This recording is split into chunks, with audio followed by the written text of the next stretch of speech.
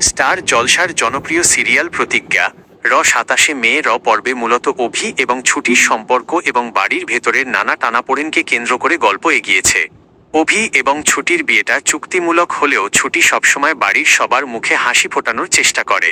এই পর্বে ছুটি সিদ্ধান্ত নেয় যে সে অভির দাদুর মৃত্যুবার্ষিকীতে একটি বিশেষ অনুষ্ঠানের আয়োজন করবে।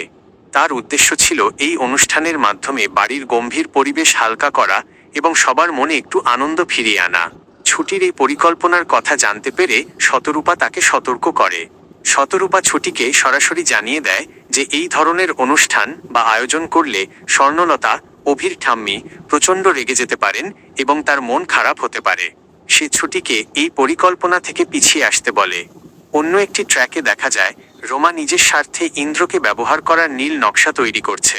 সে ইন্দ্রকে একটি ঘুঁটি বা পণ হিসেবে ব্যবহার করে অভি ও ছুটির সম্পর্কের মধ্যে বড়সড় ফাটল বা বিবাদ তৈরি করার চেষ্টা চালাচ্ছে।